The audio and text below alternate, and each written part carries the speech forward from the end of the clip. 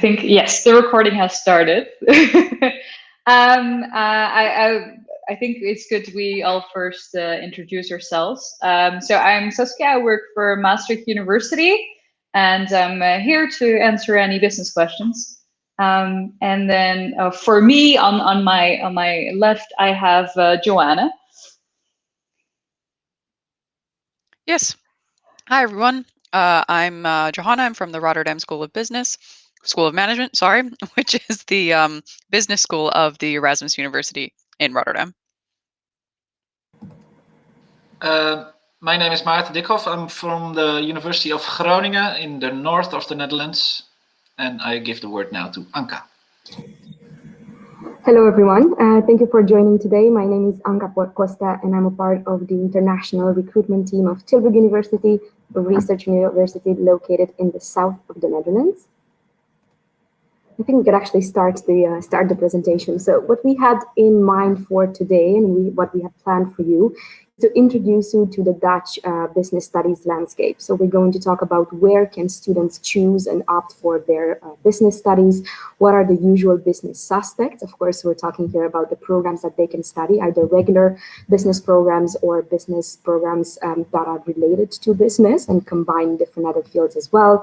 We're going to tackle, of course, about admission conditions for business studies and what are the key points that students need to fill in order to be considered eligible for a business program at a research university in the Netherlands. We're also going to tackle upon how can students practice their skills during their studies at both research universities, but also University of Applied Sciences. And we're going to wrap it up with what happens after graduation in terms of career paths. And of course, that we're going to have a Q&A at the end of the session where we can answer your questions live. Before we introduce you to specifics, let's maybe start with some generalities. About the Netherlands in general connected to business studies. You should know that it's one of the top European countries with the most English taught business degree. So there is a wide array and diversity in terms of the programs that students can study here in the field of business in general. There's also a high English proficiency. The Netherlands in general as a country has the second highest level of English for a non-native English speaking country. As a former international student myself, I can attest to the fact that releases the anxiety about moving to a different country where you speak a language that's different because everybody speaks English here, and that happens also inside and outside the classroom. So for those of your students who will choose an English taught program at a research university in the Netherlands, they won't have to worry about Dutch because their entire academic experience will be conducted in English. And for your peace of mind, and of course your students' peace of mind as well, maybe we can tackle upon the quality of education. You should know that all Dutch research universities are ranked as top 250 best universities in the world according to Times Higher Education. So that puts the entire educational offer of Dutch research universities in the top 2% in the world. As I said in the beginning, there's a wide array of business programs, but besides the classical business programs, you also have adjacent programs such as economics, for example. We combine it with business, econometrics, that's more quantitative, or entrepreneurship. And we're going to go in depth into these programs a bit later on in the presentation. There is a strong connection with the business market when it comes to business studies in the Netherlands. And we're talking here about both types of universities, so University of Applied Sciences, but also research universities. And many programs offer elements of working with business, and we're of course going to dwell into that a bit later on. There are multicultural classes, which generally apply to Dutch universities, and especially for business courses. It is demonstrated that increases the creativity and also the innovation that's needed in a business course. There's a horizontal professor-student relationship. I can attest to that myself. I'm originally from Romania, and I studied my master's here in the Netherlands, and this was one of my favorite parts of being an international student here. And needless to say, the price point is another advantage of studying business in the Netherlands. There is actually a session specifically designed for finance matters that will take place on Friday, so highly advisable to attend that one. But in general, the Netherlands offers competitive tuition fees for both bachelor's and master's programs. So where can you study business? If you attended the sessions on Monday and Tuesday about the differences between the different type of universities in the Netherlands, you probably found out that there are two types of universities: research universities and University of Applied Sciences. In today's presentation, we're not going to focus on the generalities regarding the differences between these two types of institutions, but we are going to tailor it towards, of course, the business profile. So at the University of Applied Sciences, there you can study a business program that generally takes 4 years to complete, and it includes one or more mandatory internships. So this is an important keynote to take here. There is less independent learning and more compulsory contact hours, because this is the just the policy surrounding University of Applied Sciences, where you get to be more in the classroom. Now, when it comes to the business studies, the study materials are focused on real life cases. So it's less academic. There's a bachelor thesis at the end, which is mostly focused on problem solving and related to a real case, linked to an internship, for example, or just an applied research project in a company. And for those of you who are maybe teaching or assisting students, IB students, this is generally the type of business program taught at the University of Applied Sciences that would fit a student who enjoys CIS but likes the practical approach. And just as an example, so that we can give you a practical example in that regard, this is the curriculum of an international business administration program offered by University of Applied Sciences, and this is the first semester of it. So as you can see, classes are very much focused on practical real-life matters. So you study, for example, finance and accounting, international business economics, critical thinking, personal professional, so it's less academic and more practical oriented. And just for the sake of offering a concrete example, we're going to show you what a research university first year would look like for an IBA program. And when it comes to research universities, you can study a bachelor program here in business that generally takes 3 years to complete, and it's most likely followed by 1 or 2 years of master's programs. What is specific to universities of research in general, not only to business programs, is that you are focused on an independent learning, so less direct supervision from your professors and more self-study. It's also a very fast-paced program. There is an option to do an internship for those of you who might be wondering. However, an internship is not mandatory. So internships are possible as part of mobility windows, for example, but they are not mandatory within research universities. The way that the curriculum for a business program is structured is that in the first year or the first semester, you start with a more of an academic approach, and then in the following years, you will focus more on applying the knowledge that you learned within the theoretical part of the program. There's also, of course, a bachelor thesis at the end, which is an academic piece of writing, and generally, the master thesis for those students who do decide to do a master at the end is commonly produced for a company. So again, an example for IB students, these are generally the programs that would fit students from IB that enjoy TOK and who really thrive in IB, because let's not forget, academic research universities have more of an academic focus, and therefore they're a bit more challenging in that regard.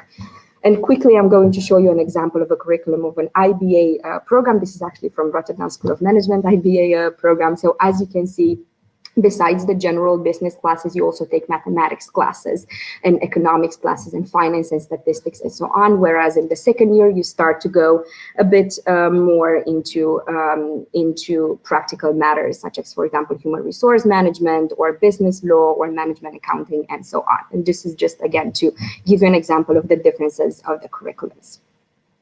Now I'm going to give my floor to my colleague. Yeah, so I'm now going to talk about the usual suspects. So there's lots of different options if you want to study business, but I have taken these 3 programs and I will sort of show you what the differences are between them. Because oftentimes students say that they want to study business and that they could be talking about either of these programs, and it's important to find out what is the best fit. As you can see, they sometimes have different names between the different universities. So that's why you have multiple names, but the content is usually the same. So the first usual suspect is international business administration or international business or business administration. You've just seen an example of the curriculum. And this is really for students that want to understand the way businesses work.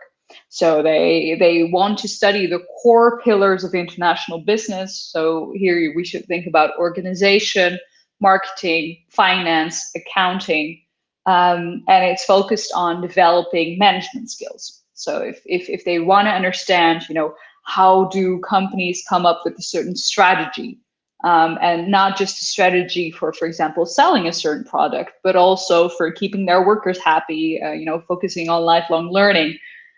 Basically, how do you build a good business? That's what you learn in international business or in business administration. And then there's various career options to go from there. We have lots of students that opt for becoming an entrepreneur themselves after teaching, the inner workings. But they could also end up at a consultancy firm, accounting firm, marketing, human resources department. So there's several options there. And then this program is often the most, said in the same breath with economics or business economics, but there is a significant difference. Namely, when you study economics or business economics, you're more focused on understanding how the economy works. So we're looking at, businesses in a much wider scope. So we're looking to understand, okay, so how do markets work? How do businesses behave? How do consumers behave? And how does legislature come into play? So if you have a student that's really interested in understanding, okay, so what's a crisis? How do we respond to a crisis? How do stock markets work? Then this might be more interesting for them instead of international business, where you're more focused on the inner workings of a company opposed to the entire economy. So you see here that the career options also a bit different because this knowledge can be applied in lots of different fields. So I put some examples down here. So in strategy, advisory, consultancy roles, within IT planning, management, but also within a more of a policy making role within multinationals, multinationals, government, nonprofit organizations. So there's lots of different applications, which of course makes sense because these are broad programs that are in the Netherlands, as you've probably heard in lots of different presentations, followed by a more specialized master's, where it's a bit more decided what field they go into. And then finally, for those that really love mathematics are important for all of these programs, but for the true lovers of numbers, econometrics and operational research can be their own piece of heaven, because that's where they really dive into mathematical and statistic techniques. And with the help of these techniques, they will dive into piles and piles of data, looking for correlations, looking for trends, and help predict the future. And these predictions, these forecasts, they have a very large application that can be in the financial sector, where you're trying to make a sound business decision or you're analyzing certain plans. This could be, in a policy environment where you have to forecast, okay, if we implement this rule, what would likely be the effects. Commercial firms, of course, also have an application for this, where you try and optimize efficiency by analyzing the data up to far. Consulting firms, but you could also continue into academia and continue mathematical research. So these are the three usual suspects. I hope that you have a better understanding of their differences.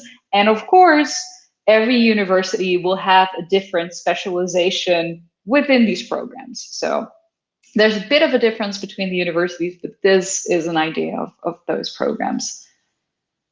And then as for the other options, here stated what the other options are at other universities. So we have 3 programs. They're business analytics, which is also data analysis studies, business engineering, fiscal economics, And Tilburg has the Entrepreneurship and Business Innovation program and a liberal arts and sciences track that is focused on business and economics. So lots of different options to choose from. If you have any questions about it, please ask us in the question time. And then admission. Admissions, one of the most popular topics, I'm sure that we will also find in the Q&A sessions. All right, so the general considerations of admission into a business program at a research university in the Netherlands are the following. Mostly mathematics will be taken into consideration by all programs. There are different levels of mathematics that programs require, and we're going to discuss about that in the following slides. There's a difference, of course, when you submit an application to an open program compared to a numerus fixus programs, and I'm sure that most of you already attended the sessions where my colleagues from DRU explained the differences between them, but generally that means that for a numerus fixus program, which is a more selective one, your students will need to go through a more of a selective procedure, such as, for example, passing on an online exam, but it differs per university. Besides the student's mathematics level and their diploma, other factors might be taken into consideration, such as, for example, extracurricular activities mentioned on their CV or their motivation, for which they will need to submit a motivation letter or a CV. Some other programs will have online interviews for your students, so it really depends for each program in particular. And then Saskia mentioned that econometrics is really for those students who love mathematics, and that you will be able to see in the admission conditions as well. And let's discuss about that. Whereas business programs and economics programs will require a standard level of mathematics, econometrics programs, which have a very strong quantitative programs and math component, they will require the highest level of mathematics. And in the next couple of slides, I'm briefly going to present you the requirements for two types of diploma, IB and the British A-level diploma. But of course, that if you have specific questions about your students' admissibility into any of these programs, you are more than welcome to register for the speed dating sessions, where you can have one-on-one conversation with university representatives, and you can go more in depth about that also regarding other curriculums, not just IB and A-levels. But let's just take a look at it. So for business economics, when it comes to IB diploma, again, this is a standard level of mathematics that most university will require, and this is why you will see a similarity between the requirements for most universities. So therefore, applications and interpretations higher level and analysis and approaches standard level and higher level are generally the math courses that universities will accept for students that want to study business and economics. Whereas if your students are studying the British A-levels, then generally A-levels in mathematics will be sufficient. Some universities will also have grade requirements. So you need to check with each university in particular to see what exactly that grade requirement is.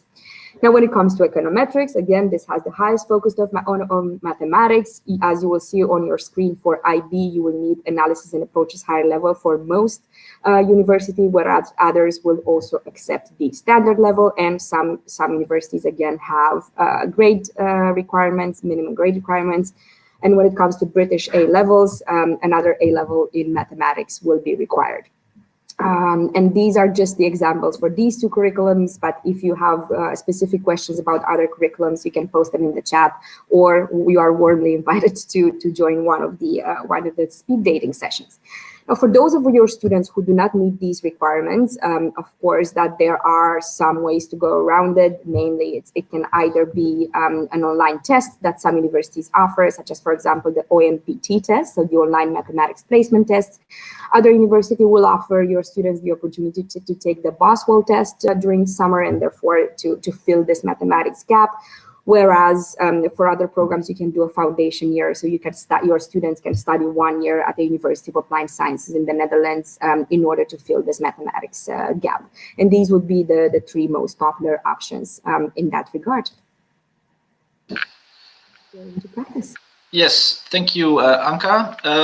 As you probably already learned in other sessions or in this session, there's a main difference between University of Applied Science and research universities. Or there are a couple of differences, but one of them is that in a University of Applied Science, typically every program has an internship period in it. This is not the case with research universities, although, of course, there are exceptions for some programs. So for some programs there are internships, but in general in research universities internships are not part of the studies. So how do students put their theory into practice? Well, there are a couple of ways to do that. One of them, of course, is doing an internship at a company if your program allows it. But the other way is also to, for example, through study associations or student associations. And the study associations typically have strong links to businesses, local businesses, but also businesses that are specifically affiliated to the university. They also organize career events and company visits where you can join and visit a company that has a deal with the university to do things like that. The main difference between study associations and student associations is with student associations, it's more outside of your studies. So that's for fun beside your studies. So they organize movie nights, traveling, hitchhiking contests. They go out together. They have pub crawls and pub quizzes.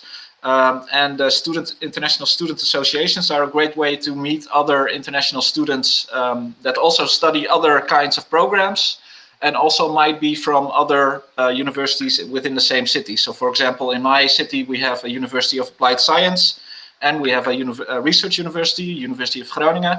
And both of these students are mingled in ISN, which is the International Student Association in Groningen. ISN, by the way, has many other chapters as well.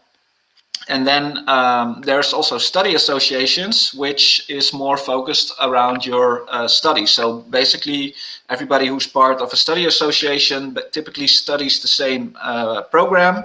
And they are more in depth in the sense that they organize congresses, workshops.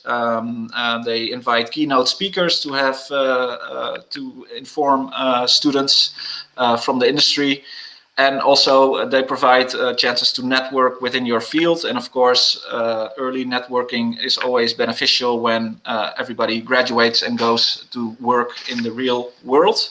So it's a great way to meet other students that study within your faculty or program. And like I said, they also help with job search, networking, career advice, and workshops.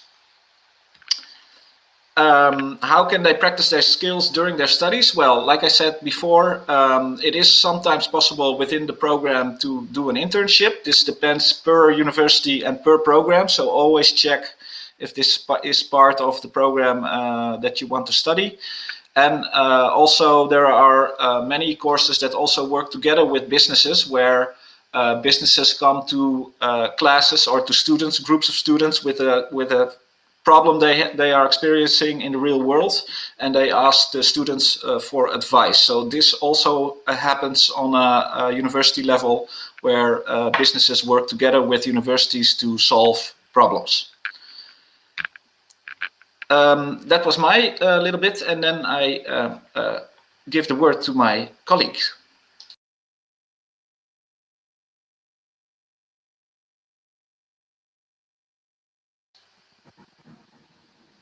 Joanna, we cannot hear you, I'm afraid, so maybe you want to turn on your mic.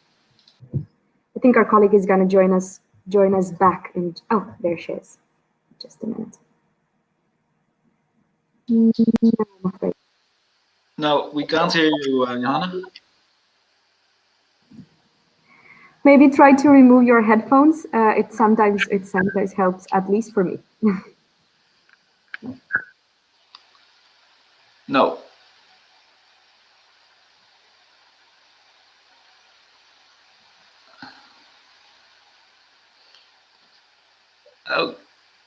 Oh yeah, I think she's logging. She's turning it off and on again, yeah. Which is usually the. And can you hear me now? Yay! Yes. Okay. Sorry about that, everybody. So now you might be wondering what your students can do with a bachelor's in business studies after they graduate. So just to give you a little snapshot about the possibilities, if anybody graduates from a bachelor's in the Netherlands in business or in another subject, in general, it is typically common for students to do a master's right after their bachelor's. This is mostly because here, as well as elsewhere in the labor market, when people look for how much education you have before getting a job, they typically do want to see 4 years. Because many research universities only have 3-year bachelor programs, that's usually compensated by a 1-year master's program. That's not totally true, of course. Like sometimes there are students that go on after their bachelor's directly into the work, but for the most part, there is also a strong emphasis on specialization. So for the most part, students do go into their master's right after the bachelor's for those reasons. More and more, however, we are seeing students do a gap year after they do their bachelor's, where they can do an internship, get a little bit of work experience before doing their master's. They can do an exchange also with their university if they add on another year, or they can just take the time to travel and get some personal experience in non-COVID times, of course. I just want to mention that if they do take a gap year, it in no way reflects negatively on their admissions for master programs. In fact, if they do take a gap year and they gain some experience, that often works to their benefit because they have something to add to their CVs. Also, some students do start their own businesses in this gap year and see how it goes, which they do talk about in their applications. And there is a small group, but it is quite a small group that after the bachelor's, they do gain some work experience and then they come back to do their master's, or they can go back to do MBA programs, which many of our universities offer. So in terms of the business environment in the Netherlands for graduates, it is ranked the 4th best country for business worldwide by Forbes. And it's also ranked the 3rd for the ease of doing digital business by the Harvard Business Review. So as you can see, it is a top-ranked country in many ways for business. It also has definitely a rising startup ecosystem. It was actually ranked #1 in the EU for the highest number of software developers per capita, which is a crucial component of startups. Also, the Dutch government has a strong emphasis on creating incentives for startups. There's reductions in taxes. There's, of course, you have to fill out some paperwork, but it's relatively minor. It's not overly cumbersome. So there's definitely a great environment for startup businesses. Also, the Netherlands ranks very highly with global competitive when it comes to businesses and multinational corporations. It also ranks very high with global talent. And it's also a leader in technological innovation, as well as and for example, the government is heavily investing now in AI-related research. So there is definitely like a top-down focus on business and creating those ecosystems and getting those things up and running, which is great. As you can see, if you don't want to create your own company, of course, there are many companies in the Netherlands that are very well established, as you can see on this list. Not only do these companies have offices in the Netherlands, but some of them are either Dutch companies such as Heineken, or also have their headquarters located in the Netherlands. So there's a very strong presence of really well-known businesses. And so if you want to do something in finance or consulting or supply chain management, anything like that, there are multiple companies that do all these kinds of things right here in the Netherlands. And because it is a very international place that houses these international companies, Dutch isn't totally necessary for your career afterwards in one of these multinational companies, but it is definitely a big advantage because chances are you will also be working in the Dutch market in one way or another. So not only is there a strong business presence in the Netherlands, but there's also a strong university industry connection here. Most of the universities will have dedicated career centers where they'll have workshops about CVs and cover letter writing. There's also networking events with businesses. Most of them have job portals where you can post vacancies. And also there is a strong alumni aspect as well. As you can see, these are some of the alumni from each of our universities represented here today. For RSM, we have the CEO of Gemma, which is one of the largest department stores throughout the Netherlands, and I also think in some other places, maybe Belgium. From Tilburg, there's a founder for a startup for businesses. There's also from Maastricht University, there's the senior industry manager at Google, and from the University of Groningen, there's actually the former first president of the European Central Bank. So there's a wide variety of alumni that have done very well for themselves, which you will also get access to at these universities. And I think that sort of wraps up the snapshot of what it's like to study business in the Netherlands. So now we can start with the Q&A section, and I'm going to turn off my microphone and camera so that Carolyn. Oops.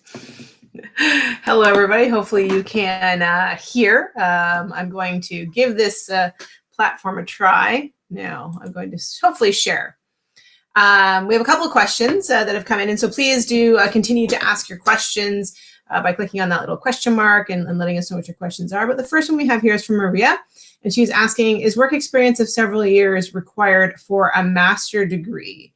Anka, maybe you can give a bit of insight into that. Absolutely, thank you. Generally, work experience is not mandatory when you study a master's degree. However, as a master's student, you are expected to do have some in-depth knowledge into the type of field that you would like to further study, and therefore you will notice that programs will ask for a CV or for a recommendation letter either from your professors or from previous employers. So although it is not mandatory, it will surely help with your application, at least for Tilburg University. So I'm talking from the perspective of the master's programs that we offer here. I'm not sure whether another colleague has another viewpoint on this.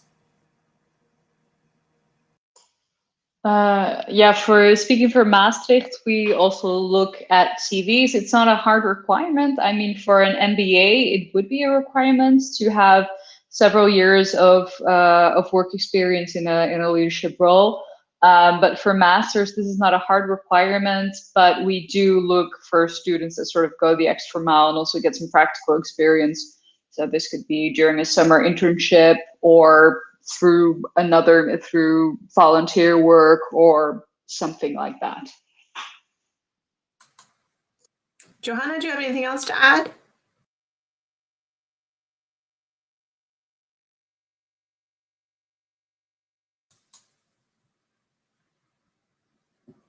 Doesn't seem like it. I know we have a limit of how many people can be on the screen. So if so, Joanna, you can come back and add more into that later.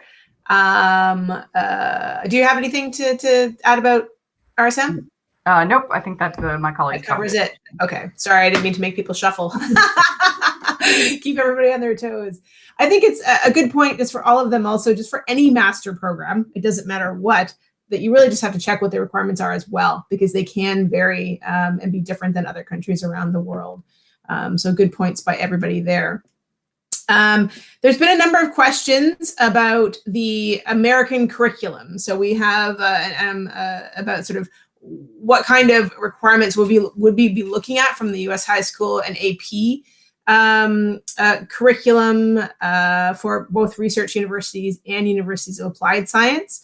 I don't know if anybody can maybe touch on that again in terms of the types of requirements that you might be looking for from business programs in general, if there is a general answer to that question. Maybe we can start with Saskia. Yeah, so I think for Maastricht, I'm going to give a lovely answer. We look at it on a case-by-case basis, but generally I can say for an American high school diploma, we need 3, or in general, I think we can say 3 or 4 IPs. And then your AP is going to be calculus, AB, or BC. But as Anka already mentioned in the chat, please check per university because this differs. So I hope that gives some general insights into that. And the American curriculum is one of those curriculums, as you guys know, that differs across every institution, regardless of the program. Yeah.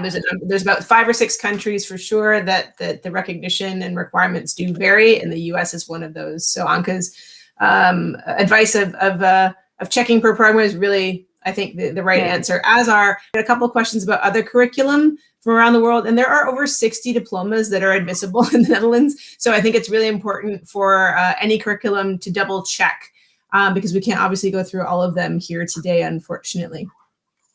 Let's see here. What's our next question? Are most programs numerus fixus, and which of these programs are the most selective? Johanna, do you have some insight on that?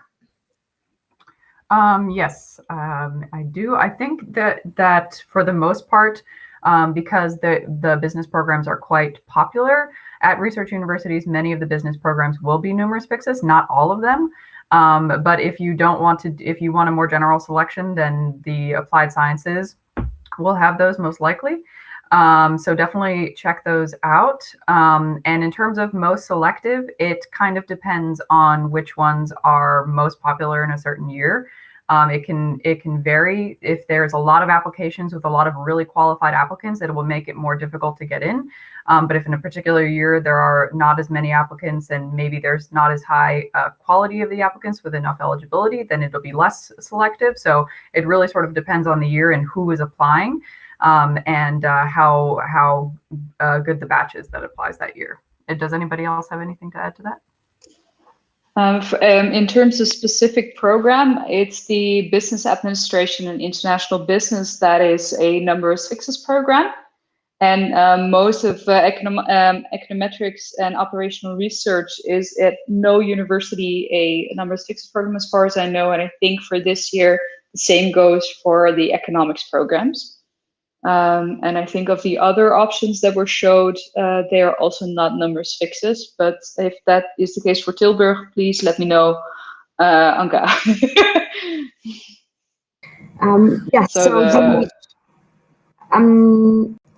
Okay, I'm on now. So the International Business Program at Tilburg University is indeed not numerus fixus. None of the business programs that we offer are selective programs. So there's a rolling admission procedure, and that means that you can get an answer almost a year in advance if you submit your application as of October. Martin, do you have anything to add? Otherwise, I'm going to pose the next question to you. No, for the University of Groningen, the International Business Program is a numerus fixus program. I'm sorry, I was a bit distracted because my dog is snoring really loudly. But no, it's just the IB that is numerus fixus. Fair enough. I'll go on to the next question, which there's a couple of questions that deal with this. So how easy or difficult is it to change between business degrees if a student finds that they have started a course and finds it too difficult? And another question about transferring. So is there a chance for a student to switch? And this one's within the business faculty, the other is just switching in general. So maybe you can talk a little bit about the concept of transfer or switching, Martin. I don't know if you have any insight or if anyone else wants to jump in to talk about that. Yeah, this is one of the questions that I don't know a lot about. I'm sorry, but maybe my colleagues from the other universities have thought about this. The only thing I do know, like for example, with our international business program, which is a numerus fixus program, once you're in that, then it's not easy to switch because they specifically selected you for that program. So it's not easy to switch, but for the rest, I leave it to the knowledge of my very knowledgeable colleagues. I see Anka nodding. So Anka, do you have some thoughts? Sure, I can give the perspective of Tilburg University here. So it is impossible to transfer from another university into a program at Tilburg University. Maybe this is just as a general piece of information, whereas transferring in the first year from a program to another is also very difficult. And this is because if you study international business administration, for example, you will have a completely different perspective from the other business program, which is focused on entrepreneurship, because the notions that you study are different, so they come from different angle. The one from an entrepreneur compared to the other one from a general business administration perspective. It is difficult. It is not impossible. However, the change will need to be made in the first semester. Otherwise, you will go too much in depth into a different program. So it would be a bit too late for the program to change, to make that change, and therefore would have to start in year one in the next year, which is why it's always so very important to check the curriculum in advance and see exactly the type of business classes that you will be taking. Dutch universities in general have their curriculum posted online. If the curriculum is not online, then you can always ask for it, or just talk to one of us, one of the members of DRU, and then I'm sure that we will be able to further assist you with that in order for your students to make an informed decision. I see Saskia nodding. Do you have anything else to add? No, I think I'll just add to that. For Maastricht, I know that there are some cases of students that started with international business and then within the university opted for business economics because they decided that they wanted to look at the economy in a more broader sense. But switching the other way around is not possible because it's a numerus fixus program. So that would, they didn't go through the qualification process. But again, switching it's possible for those two programs. But if we go to something like econometrics and operational research, you also have to have, more knowledge in mathematics. And if you miss the first year, you've missed so many mathematics courses that what happens more is that students quit a program after a few months and decided to try again in the next year. I think that is more common than actually, transferring in between. And maybe sometimes, you can take a course and substitute it, but it's not a very common thing to do unless you're, of course, in sometimes in a university college. If you have a focus on economics, you can sometimes switch it a little bit, but I think that's about the limit. Yeah, I think you guys have sort of hit the nail on the head in the sense that the Dutch system itself is not built for transfer at all. The concept is for students to, basically step out of the program and reapply for the next year. So Carla, you're asking, if you can't switch, can you apply the following year and start again? Yes. And of course, the students will have, because I think we mentioned it in this presentation, they will have support there as well to help them through this process. If they find themselves in this situation, they have a study advisor, a program coordinator, or a support person. They all have different titles, but there'll be someone for them to work through what their options are, either within the university or outside the university. So don't worry too much about it. And hopefully with these presentations and working with you, we can help them make the right choice to begin with. That's hopefully the goal. So everybody, I think, had a lot of really good insight there overall. Now, I know that I can answer this in the chat, but maybe we can mention it sort of live as we go, just so that everybody gets a chance to hear it. And how long can a non-EU citizen remain in the Netherlands and legally work after graduation? So maybe Anke, you can answer that because I know that you typed in the answer. Yes, absolutely. So non-European Union citizens can apply for what the Dutch government calls an orientation visa. And this is something that students that graduate a program in the Netherlands, any university in the Netherlands, can apply for. And this visa can actually be delayed for 2 years. So let's say that one of your students would like to go home 1 or 2 years after graduation and then come back and apply for the orientation visa. That's also possible. During this 1 year of orientation, students will have full working rights, and of course it's their responsibility to find a job, and then the further steps of their immigration procedure will be ensured by their employer. So their future employer will have to guarantee for their working visa for the upcoming years, of course, according to their contract, to their working contract. I think that's the storyboard of it, but if another colleague has another viewpoint or extra information, please build up on it. I think you were pretty succinct overall. I mean, I think the Dutch government wants students to stay and lend their talents to the country in general. That's the goal. So it's a very open system for allowing students to stay and work. I'm going to publish a question here that's quite long, but the important point of it is that they are aware that there's a distinction being made between an MBA itself and other masters. So maybe we could revisit this. If a student is doing a master's following their bachelor in business, would it be focused on a single discipline, for example, finance or marketing, or will it have to be the same specialization that they've done in their bachelor's? Who would like to pick this one up? I can give it a go. Basically, and please correct me if I'm wrong, colleagues, but the difference between an MBA and a master's is that with an MBA, it's more focused on people who already have work experience in the field. So directors of departments that want to have an extra courses or lessons in the work that they are already a professional at. With the masters, it's basically the question is answering itself, because they focus on a single discipline. So with any of usually, at least in my university, with any of the programs you study as a bachelor's, you have access to all the masters that my university offers. So for example, we do have a master's in marketing. We do have a master's in finance. We also have double degrees with partner universities, where you study one part at our university and then the other part at the partner university. So yeah, that's basically how it works. Is you do a 3-year bachelor program and then a 1-year or 2-year master, depending if it's a research master or not. But the masters are in a specific field. Yes, and just to add on to that as well, in terms of would it have to be the same area as an area of specialization that had been done during the bachelor's? As Martin said, that, for example, most of the time within the universities, if you've already done a general program like International Business Administration and you want to do any of the specialized masters, you can. That's usually not a problem.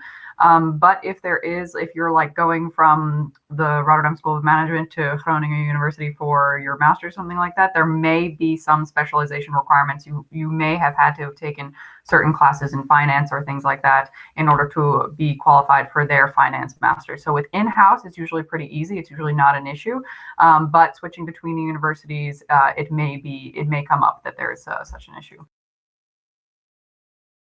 But in general, it's very much possible to study one bachelor in one university and then do a master at a different university. So in general, that works. But like Johanna said, there might be exceptions to that rule. Yeah, and you guys are exactly right. And that also holds for any master, that masters are allowed to ask for very specific and technical requirements. So it's not about recognition. It's about the actual content that they've studied, if that sets them up for the master or not. So great points.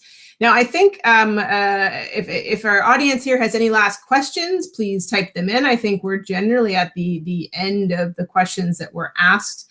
Again, if you're asking about specific curricula, please go to the program sites to see what the curricula is that they will accept and the grades and so forth, what the specific requirements are for math per program as well, because we can be as general as possible in these subject discoveries, but there's a limit to how specific we can absolutely be for all of these things. So I think that in general, we've exhausted our questions. So I want to thank everybody, certainly for being a part of this panel presentation and all the hard work you put into the presentation. I want to thank all of our audience for attending today. I want to remind you to sign up for a speed dating networking session.